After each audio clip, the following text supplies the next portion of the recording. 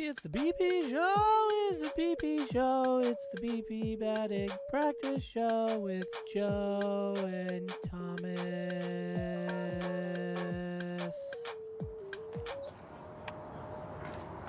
And welcome to Heritage Financial Park for Game 1 of a 6-game series between the Rome Braves and the Hudson Valley Renegades. It's the BP show. He's Joe Facile. I'm Thomas Cinzarella. Joe's got all of the hand gestures going on today. He had a great trip down to the Jersey Shore, didn't you, Joe? I did. I enjoyed it. I had some cannolis. Yeah. Had some beautiful surf taco. Delicious. New Jersey's finest fast food eating establishment, and well, second finest. First. I'll tell you off the air. No, it was a great trip. Saw some great pitching from Hudson Valley. Back-to-back shutouts Saturday and Sunday. Renegades are hot, and maybe it's just the sun that was in our eyes a moment ago, but I'm getting a little hot because the Renegades are so hot playing baseball coming into this series right now. There's only 9 games left in the first half of the season. Renegades have a 1-game lead over the Greensboro Grasshoppers, so it's crunch time. It's the final stretch of the season, and that means it's time. Yeah. Final stretch of the first half. First final stretch of the year. Yeah, it is indeed time to roll those highlights as well. Renegades picking up a 1-0 victory on Sunday's successful series. And Alex Vargas started off the ball game at the top of the first inning. A little base knock into left center. That will do, and that will play. Vargas would then go on to steal second base, pick up his 8th stolen bag of the season. There he goes, and throw too tardy for him. Just a bit late. Yeah. What a jump he had off of first, and that brings up Rafael Flores. This one's punched out towards left center field. That's going to drop it between both outfielders, split the alleys. Vargas comes around to score. There's Flores who scampers into second. And that is all the offense that the Renegades needed because of, again, another dominant outing from Drew Thorpe on the hill. Had a changeup. Just seemed like had every pitch working yesterday. Yeah, it was just a dominant outing for Thorpe. Gave up 6 hits, but 12 strikeouts, no walks across 7 shutout innings in the start. It was a new career high for Thorpe in terms of strikeouts. He set a Renegades record for the most strikeouts in a game by a pitcher since 2005, when the online game-by-game records go back. Nobody had struck out 12 in a game until Drew Thorpe did so on Sunday. He was just in total control, and to do that with no walks for a guy in the first year of his professional career, had all of his pitches working, the changeup, the slider, spotting the fastball well. Just a really tremendous performance. Had some trouble, as you mentioned, scattered 6 hits across the 7 innings, but because he wasn't giving up free bases, ended up stranding guys on. The hits were never bunched together by the Blue Claws, and it was just a really special outing for Thorpe. Indeed he was. Got some great defense behind him as well. Antonio Gomez catching 2 base runners on the base pass as well. That's something that a specialty that he's done this year. Then he does with the bat as well, leadoff double in the 7th inning. And, that's what we've seen a lot from Antonio Gomez. He's top 5 in all of minor league baseball and caught steals from behind home plate. Obviously not a base pass for him, but just one heck of an arm that he has. Yeah, throwing guys out is kind of what Gomez does. Now, there's a little bit of a funky play in the top of the 7th, trying to go 2 bases on a wild pitch and catch Jersey Shore napping. They were able to recover, get the out at the plate. That could have been a big insurance run for Hudson Valley, but again, Thorpe was just unbelievably good. Then Jack Neely came in after him, had a 1-2-3 inning in the 8th. Did he? No. Leadoff double to start. Then he returned. Right. I was going to say, something about that didn't quite ring true, but Neely was great nonetheless. Yeah. It was a scoreless inning after that, as he was able to buckle down with the runner in scoring position. And to me, that said a lot about Neely. He didn't have any strikeouts in the outing. He is a big strikeout guy, but for him to come in, allow that leadoff double, and then recover and not allow any runs in crunch time says he's got that mentality of being an elite late inning reliever that he has the potential to be. Yeah, Carlos Gomez was elite late in that one. He had a 1-2-3 9th, picks up his first save of the season. The Renegades, you said before, shut out the Jersey Shore Blue Claws.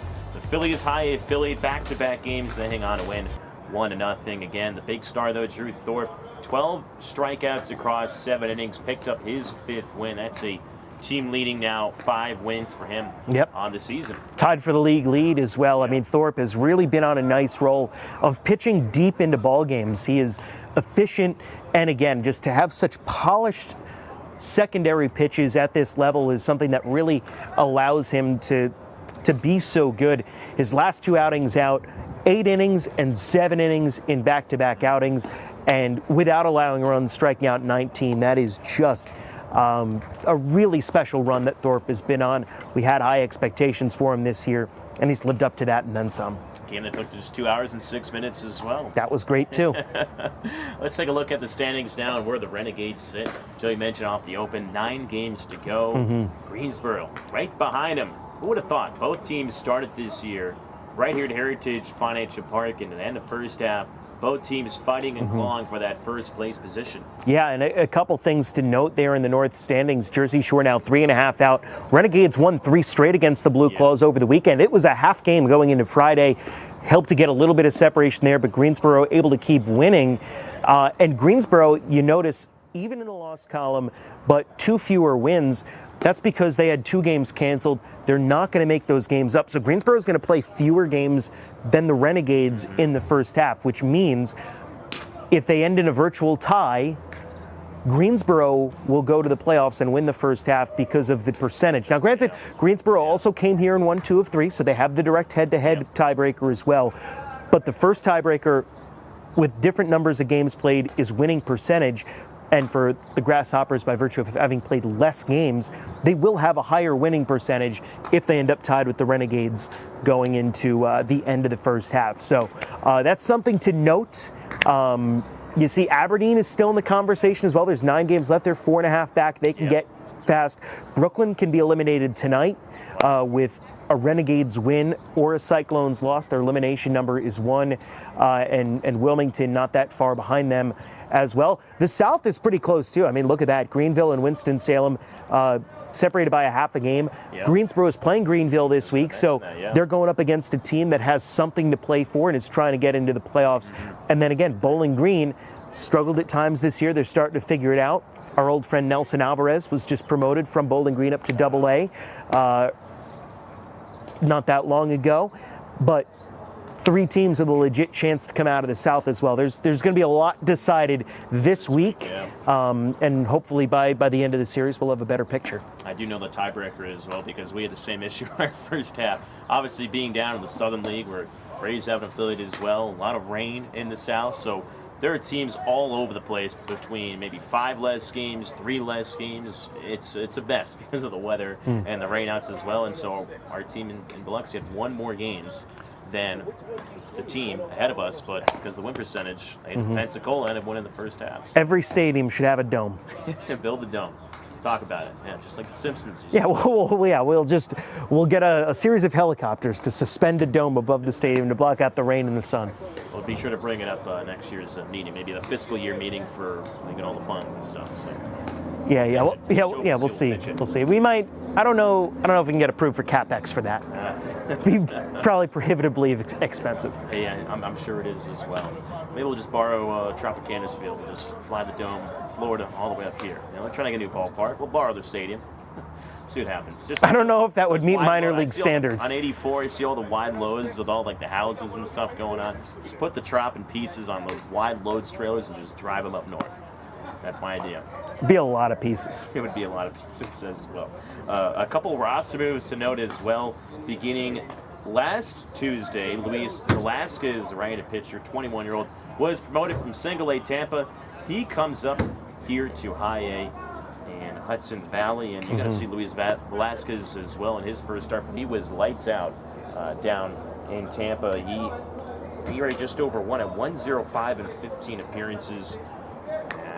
See some of the numbers now, ending a 3rd scoreless in his first debut in Hudson Valley. He looked great in Jersey Shore, bringing the fastball in the mid to upper 90s, and it was just good stuff. Nice slider, just a really strong performance. Yeah, indeed as well. Other one, Josh Maciejewski being returned from his minor league rehab assignment to AA Somerset, and then go to AAA Scranton.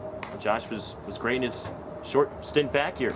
On a rehab. Yeah, Maciejewski is going to be with Scranton for the 4th different season, and this is the first time I think that it is a real assignment to the Rail Riders. So congratulations to Josh on hopefully sticking in AAA for a while. I was supposed to just a couple of times where he was called up to make 1 or 2 appearances to fill a gap. Guy who's worked hard, was great here in Hudson Valley in 2021, was good in a couple of appearances on his rehab assignment this week, these last couple of weeks, and obviously we're hopeful that that we'll be adding him to another in a long line of renegades to make the majors. And again, in case there's ever any doubt that this is a live show, Zach Neubauer fixing some things, working out some of the kinks, and hopefully things are a-okay now. On Tuesdays, you never know. Taking a look too at tonight's pitching matchup, Joel Valdez, the southpaw, goes against Cedric de Grand Prix, the right-hander out of Canada. Where in Canada? Quebec. I don't know the. Just Quebec. Just Quebec. Just There's Quebec. just a couple of hyphens in there for the name, but I do not know as well. There is Cedric making his 3rd start since being promoted from Single A. These are Anthony Garcia's pitching numbers. Pretty good. Hasn't allowed a run yet. No walks. That's impressive. I do indeed. Do love Anthony as well. He's great. He has been hitting well. Actually pitching Joel Valdez. Joel Valdez is, yep. Gotcha. So looking to, again, just some highs and lows we've seen from him, and he's on, and there's Joel Valdez's there he is. Numbers. All right. Hey, there he is. Hey. 35 strikeouts, 39 innings. Obviously, the walk numbers. But again, we've seen him at times be really dominant this year. So trying to find that consistency is obviously what he's trying to work on here in High A. And obviously, once he finds that, he'll be soon on his way to Double A. Mm-hmm. Still just a young man as well. I'm looking up Cedric de Grand Prix's hometown. Which was just right there. Where'd it go? Something. Saint-Simon de something. It's not showing up. It's not loading. It's like DeBroncoton. Well, you can find all about. Did you just make that up? No. Okay. I'm pretty sure. I was doing some research on him earlier, so that's how I came across it. Sure. A likely story. But you can also find out on the broadcast as well. You tune into us on Z93 or on the Valley Live app. You'll hear all about Joe Facile and I talking about him on the broadcast as well. Still no luck? It just says Saint-Simon in Quebec. So there you go. There you go. St. Simon.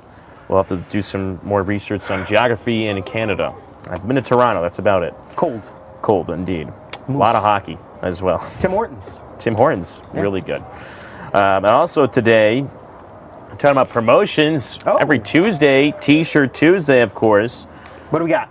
So we got the Rookie Mart today. Oh. So you can stop by the Rookie Mart on the first base side. It's like a grab-and-go section for food, drinks, non-alcoholic and alcoholic as well. They grab some snacks. So both adult and non-adult beverages. Exactly. So you can bring the kids and get one for yourself. So Rookie Mart, and you and your kids can grab one of these. First 1,000 fans, presented by Heritage Financial Credit Union. Right. So Rookie Mart. Let's see. So there's good old Rookie. Yeah. One of the OG mascots. So Rookie is in case you're wondering, grab and go. Rookie Mart. Grab and go. Just keeping with the Simpsons theme, rhymes with Quickie Mart. Quickie Mart. And you said it's over first base side. First base side. The entrance to the seats. Interesting. Yeah. I've never been to the Rookie Mart yet, but I've walked past it a few times. Me neither. I see there's it's right candy. Next to the Michelob Ultra party patio as well. So if you run into that, you've gone too far. It's kind of tucked underneath. Depending on what way you're coming. Yeah, that is exactly as well. If you're coming from the other way, then that is a good point. If you're coming down from Sloop, then that is true. You pass the party patio first. Then you know you're right. Then you know you're on the right path. Then it's right past that. Well, if you're coming from behind home plate, if you can see the party you can't miss patio, it. We got signage of it. You'll see all the I'm done vendors. Playing dumb like I don't know what it is. If you can see the patio, you can see the Rookie Mart. You go there, you wear your shirt. You don't get anything special for it, but it'd be cool. It's like when you go to a restaurant and you're wearing the shirt for the restaurant. Yeah. And you're like, oh, I didn't even realize I was wearing a McDonald's shirt today. I'm a big and fan. I am. You know? I used to have some free McDonald's glasses growing up. I remember my grandparents did. I think it was something Something to they give got in away. like a gas station Yeah. or something like So that? they used to have Yeah. my grandparents used to have. Tell me you're Italian without telling me you're Italian. They used to have like these college ones. You could get like the Getty gas stations. Oh, yeah. And like Jersey. Oh, So I'm- I've got like Pittsburgh, the old Syracuse logo. I've got just Villanova. I've got all these like Virginia Tech old Big East one when they were in the Big East. So. I inherited those. Oh yeah. I inherited some I'm of trying those to. gas station glasses. They're like family heirlooms. Oh, they it's are. Like They're great. It's like an old Mercury Sable that's been passed down from 3 generations of my family. That's also great. a real thing. That's a Yeah. real. It's a running joke, but yeah. If you don't have them, you're missing out. So Listen, maybe it's a we'll solid sell car. them to you for the right price, of course. Everything's always for sale for the right price. Not maybe these shirts as well if you come and get one. Actually, no, those aren't for sale. The only thing you have to buy is a ticket to tonight's game, and then Yeah. be one of the first. So it is for sale for the right Man, price. my hair First looks 1,000. weird today. It's the heat, that's why. Yeah, it's the angle. I do. I look but- like Dracula. But also as well this week and across all the Yankees affiliates, it is Hope Week as well. It stands for helping others persevere and excel. So where a lot of the Renegades players and Yankees minor leaguers go out in the community and they put a spotlight on a organization or a single person as well. And obviously, Joe, today you got to go to one of the places of the dog shelter. Yes, the Happy Life Animal Happy Life. Rescue in Pauling is where we went today. Several Renegades players were there helping to organize the supplies there. Did some beautification around the grounds. And I think everyone's favorite part, played with the puppies. By the way, That's Happy the Life best. is going to be here at the ballpark tonight. So if you're watching and you're coming to the game, you can come and see them. I think the they're dogs? bringing a dog or two. Okay, even better. Unless Grant Richardson has already walked away with one of them. He was really bonding with this husky. So, I mean, I don't know. But from what I hear, it should be good. They're adorable dogs. They're cute. And, going out in the community and giving back and making a difference is what Hope Week is all about. And it's just one of the best things the Yankees do. The days it's been going on since 2009. The Yankees have run it, and again, rooted in the belief that acts of goodwill provide hope and encouragement to more than just the recipient of the gesture as well. So every single day on the BP show as well, we'll be highlighting what the players did today out in the community, and our social media team was there today along with Joe. Take a look at some of those dogs. Maybe Grant Richardson played with today. Roll that beautiful bean footage.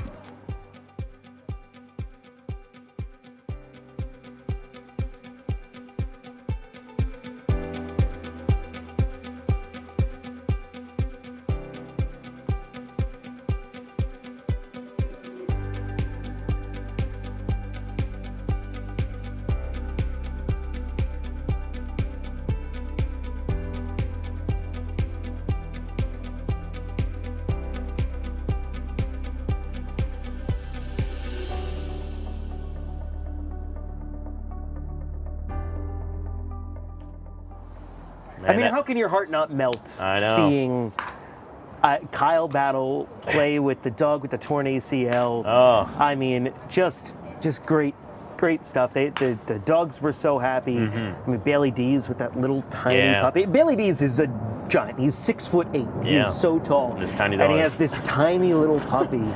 It's just It's right in the palm of his It's hand. great. Literally. See, we had a Husky. Now, if we only had a player from UConn, obviously the mascot, a Husky, Jonathan the Husky is his name as well, that would have been double just, I'm used to having a Husky around me. I see Jonathan all the time. Well, I did tell this particular Husky that I was a big fan of his basketball team, and sorry that they couldn't get over the hump this year. And then they got the Washington Huskies as well then. So we don't have any Washington players, no UConn. I think it's all the Husky mascots. Northern Illinois. How dare Northern you Illinois. forget How dare the I? NIU Huskies? Yes, of course. There's going to be a baseball coach today, I believe. Just saw that pop across my Twitter feed. More you know. The more you know. as well. The more you know. Here's Rascal Ramblings about what's he had to ramble today on this Tuesday. I don't know. We'll find out. Oh. And now, a reading from Rascal's Ramblings, brought to you by Showtime Cinemas in Newburgh. As many of you know, I'm a very unique raccoon. Not every raccoon is over 6 feet tall and currently dating a skunk. But at my core, I'm just your average masked mammal. I share a lot in common with the raccoons you may see around the old trash heap. For instance, I enjoy smelling the night air, and I enjoy hissing at small dogs. Let me share a couple of other little-known raccoon facts. For instance, did you know that raccoons are wonderful singers? I'll show you. The hills are alive with the sound of music. If you were a raccoon, you would have thought that was amazing. Or that raccoons hate relish. It's true. We don't trust anything that's that green. This has been Rascals Ramblings, brought to you by Showtime Cinemas in Newburgh. Well, now it's time for everybody's favorite part of the show, a chance to win 2 free tickets to Renegades' home game this season. It is the And we Renegades get to Pick'em draft because Contest. it's Tuesday. Joe hasn't drafted it in the last prior 2 series. Zach Neubauer has been filling in. He's done a nice job for you as well. At least, well, the first week he lost miserably. That's because, injury on a Tuesday happens sometimes, and that's what happened that week. Happened to me the week prior. And then last series we split it up, kind of like a first half, second half, where you're in the middle of the series and the first half ends, but now all of a sudden game 4 of the series, and here you go, it's the second half. I'm Everybody's trying to pull my analytics up so I can get a little bit of an edge. 0-0. So Joe, right now in this month, so this is where I have to win this series now, because Joe is beating me 2-0 series-wise to begin this month, and so I've got basically 2 series left to have a chance and come back. And if you're watching the BP show every single day, find out tomorrow Joe will have a nice little present because he beat me the last month as well. So I really have to get on my game here. And All right, who's drafting first? so I think because I lost, I will draft first. So snake draft is always. But for those who don't know how to play, you're like, what are they talking about? What's a BP show? What's the BP show? Yeah. Who are the Renegades? Who are these guys? Why is this on my Facebook feed? We are the broadcasters. There Hello. you go.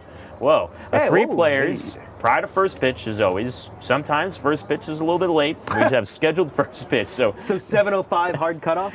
hard cutoff, maybe. Only 1 winner, Hard so cuts. you have to be both Joe and I as well. 3 position players on the active roster. No pitchers, sorry. That's right. Not right now, maybe later. Maybe another rendition of it another time. But as well, you have to be Joe and I. Point system as well. We'll keep track of it in the handy-dandy Excel sheet. Eric Haynes and I, we are now Good. co-authors of it. I'm glad we have somebody else on this sheet, so it's not just you who plays the game and keeps all the stats. What ended up happening was I've been calling shenanigans on that the whole year. It's ridiculous. what happened- Shenanigans. It sounded like George Costanza. What ended up happening was that my Microsoft Shenanigans. Excel expired. I think I was using my old college one from 3 years ago almost now. Wow. And basically, they got me. And Back in my day, you just bought the darn program and it didn't expire because you bought it. you bought it. If you one computer, you could buy a family one, get you like 6 computers, and now they charge you like $70 a year, every single year. And, Thanks a lot, Microsoft. Steve I don't know. Ballmer, Steve Ballmer, I think. Bill Gates, Bill Gates, all of them. Merrick. They make me. I don't know anyone else involved with That's what- we use Microsoft. Google I don't even now. know if either of the two of them are still with Microsoft anymore. don't They know might be either. long gone. I have no clue. Steve Ballmer is really hype about I his actually Clippers. I saw a commercial that he had for Windows 1 Yeah, wow. made its way onto Twitter yesterday. It is a treat. it's something. It looks like a Saturday Night Live parody yeah. of what it would be. Indeed. Or I Love think it. as this person put, a Tim and Eric sketch. Well, we draft Steve Ballmer if we're going for net worth, I guess. But I'm going to go 1-1 Spencer Jones in my draft. Typical 1-1 pick. Typical All right, 1-1. so you're going Spencer Jones for your 1-1. I'm going to go with my 1-1. 1-2, I guess. 1-2 and 1-3 My 1-2, well, or 2-1. 2-1. Come on. Indeed. You got to know rounds work. The heat's getting me. It's okay. I'm going to go with a guy who has been playing well lately. He is up near the top of the lineup today, and I'm going to go with Ben Cowles. Ben Cowles, I like that. Ben Cowles. Nice. Been swinging a hot stick. A lot of multi-hit games lately. Someone I think is really going to have a big impact this week. So I'm going Cowles. I like it. And for my second round pick, I'm going to pick Spencer Henson. Another good So I'm one. going Cowles, Henson. I like it. Cowles, Henson. So then I get the latter next two. I'm going to go Rafael Flores and give me Josh Bro. Yes! Oh, you didn't take my guy. Thank you. Thank you so much. I didn't get the scouting report. for leaving me with my 3rd round pick, Is it Grant Richardson? Anthony Garcia. That's who I wanted as well. Anthony Garcia. See, I usually have the roster in front of me when it was Zach. And I'm Anthony just going Garcia. through. Yeah. So you have Spencer Jones, Yep. Rafael Flores, and Josh Bro. Josh Bro. I have Anthony Garcia, Spencer Henson, Ben Cowles. I went in reverse order on my picks. That's okay. People know. So we can't change the entire series, but Locked you in. guys at home Lock it in. That's a can winner. change it every day on Facebook, YouTube, wherever you're watching the BP Show. If you're at the ball game, just go on to Facebook, find the BP Show video, and there you go. You can be in it. We also forgot to run through the lineups. So just quickly, we'll pop up the visitors first and the Rome Braves. Again, the high affiliate, if you didn't know, of the Atlanta Braves. There it is. So a quick look at a couple local connections. Stephen Paulini, just over the border in Connecticut, native as well. Yeah, so when the Renegades were down in Rome, saw a lot of these guys back in April. Kevin Kilpatrick was the guy who really stood out. Drake Baldwin, their catcher, number 2 hitter. Nacho Alvarez, 3. Those are all top prospects for Atlanta. Cade Morton down the 8 spot's kind of a fun player. And interested to see Geraldo Quintero as well, who's another prospect for Atlanta out there tonight. It's a pretty prospect-laden team for the Braves, more so on the hitting side of things than on the pitching side, but should be a really fun series to see them out there this week, and a pretty typical lineup. Yeah. We didn't see David McCabe, their cleanup hitter and 3rd baseman today, but from what I've heard, supposed to be a pretty good hitter. He might be one of the best, if not the best hitter in the lineup tonight. Wow. Let's take a look at the Renegades now. For those at home trying to play the Renegades Pick'em contest, here's a sneak preview for you for the starting 9 for Sergio Santos. So there's Josh Bro, DH. So I have him. I have Rafael Flores batting 4th, and I have Spencer Jones at the top. So pretty much, what is that? Oh my, we have all 1 through 5 guys. And I mean, I don't have Henson in the lineup. yeah, Henson's tonight. not live tonight, but It's fine. yeah, 1 through 5. So Listen, pick and choose for bring it those on. 9. Bring it on. Bring it on. Yeah, Garcia had a really good series in Jersey Shore. Man, he just crushed the ball. Yeah, he did. Crushed the ball all week long. Well, he is. Yeah, he is playing well. Again, since he's been in the lineup, Yeah. he has started. Renegades are 6-0. Yeah, he's So that tells you something. He's in the lineup today. he's having a real Teddy Roosevelt kind of run. He speaks softly, but he carries a big stick. Oh, indeed. He lets that do the talking for him. Indeed. Lefty, righty, doesn't matter. Switch hitter, he does it all. That's right. That's what we Get like you a about man him. who can do both on your pick'em game contest. roster. Indeed. Yeah. Which tomorrow there will be a steak dinner for Joe Basile as well as sneak Nice. preview. Do I have to eat that live on the Yeah, BP we're gonna show? get you a steak dinner. You're gonna eat it right there live in front of all the folks here watching the BP show Yeah. and in the Hudson Valley area. So stay tuned for that tomorrow. And obviously game 2 of this 6-game series between the Braves and the Yankees high affiliates. That's a BP show for today. He's Joe Basile. I'm Thomas Finzarella. See you right back here just past 5 o'clock tomorrow afternoon. It's the BP show, it's the BP show, it's the BP batting practice show with Joe and Thomas.